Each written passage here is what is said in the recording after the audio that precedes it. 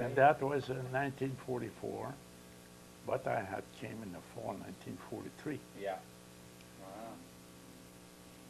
and that was my 7th year or 8th year. Must have been exciting, eh, for a young guy every winter taking off, No, going somewhere different. no. And I'll tell you, Mike. When you If I, have to you ride know, the Mike, box ride on you top would, of box in the yeah, wintertime.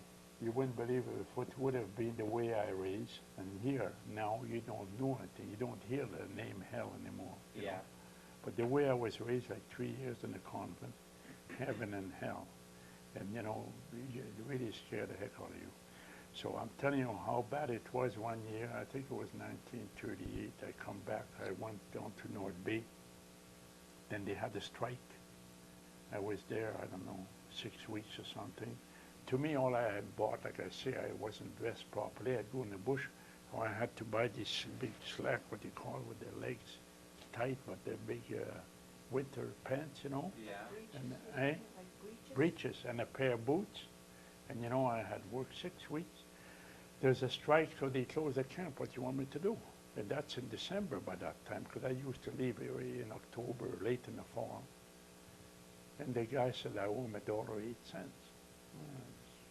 It doesn't make sense to me. I said, I'm 1,800 miles from home. I owe you $1.08 after working 6 weeks or something like that. So he figured out, Well, he said, be good to you. He gave me $1.08. So he gave me $1.08. So I go down to and those days, I don't know, we weren't always together. We'd leave together, but somebody would go here and there. So Yeah. I was coming back by myself. Yeah. So I'm coming back by myself. So I'm going out to the freight yard, and it's at night, late at night in December. It's cold. So there was one freight ready to leave, and there was 2 cabooses, one. And so there was a conductor there in the back when I said, I explained him what happened, and I said, I'm going to Saskatchewan. And I said, is there any possibility to ride inside west? He said, that's for caboose ahead. He said, you go in there, and he said, you lay low. Make sure nobody sees you. He says, you lay low, and I'm sure you'll get to Winnipeg. That was a big help. Oh, yeah. So I did that. I remember I had my $1.08, and we stopped someplace. There was Division Point. They'd stop for 20 minutes, half an hour to switch the train, stuff like that. So I was getting pretty hungry by then. So I think it was White River or Scriber. So I remember going out and buying one bread for 5 cents and a pound of butter for 5 cents. I spent 10 cents, and I'm telling you, I was hungry. That was what I ate between North Bay and Winnipeg. Huh. Then we got to Winnipeg, then again try and take the freight there, and no more caboose there. So again, late at night, and I'm waiting for something with a boxcar with the door open or something that I can get out of the wind.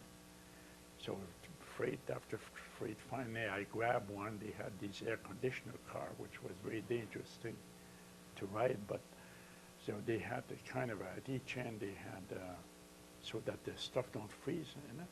Oh, The doors yeah. are locked, but they got these doors on top of the cars. On the end, they got these Like vents or heaters, something? Oh, kind of heaters, but it's apparently gas propeller or something Yeah. to keep the cars from the stuff from freezing in the Right. cars. So you climb in there, but a lot of people were found dead in there because it's the fumes and Right. the people they fall asleep and they don't wake up. So I remember getting in there, and I put my pack sack. I didn't close the door right tight. I left the door open a bit, and tired and dozing off, and all of a sudden again I'm scared too. I don't want to die right away. So anyway, we got down by Regina someplace, and so I decided. Those days they had the steam engines. They had they call coal tenders in the back of the steam engine. So as far as walking on the cars, you're used to that.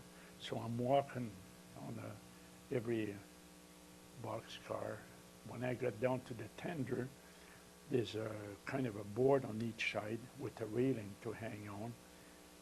I was going to walk in the back of the steam engine behind you get black from the smoke, but it's nice and warm behind Yeah. the tender to get to Regina or Moose Jaw, I forget. And, you know, what's with life, you know?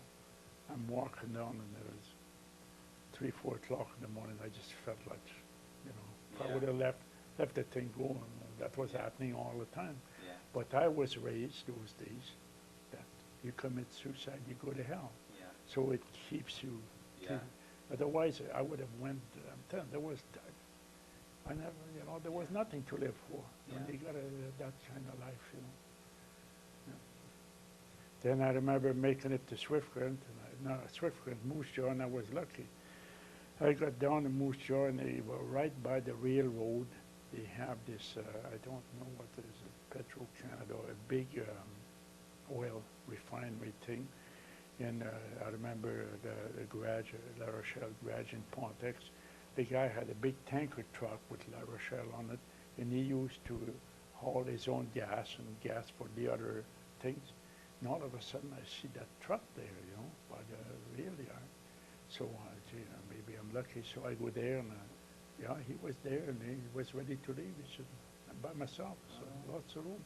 So he dropped me right at the door at home, That right. which was nice. And I remember it was Christmas Eve or something, and my parents were really surprised to see me because usually I never come back till spring. Yeah. And I was back home for Christmas. And I'm telling you, after telling him, I pretty near didn't make it. You know, if it would have been, if it wouldn't have been the way I was brought up, and I was scared to, there was nothing to live for. Yeah. Nothing to live for. So I wouldn't have been here, you guys wouldn't have been here. Yeah. So it wasn't all that much fun all the time then. No. You didn't ride the car, freight trains for fun. And my dad was mad every year, you don't have to do it. I know I didn't have to do it.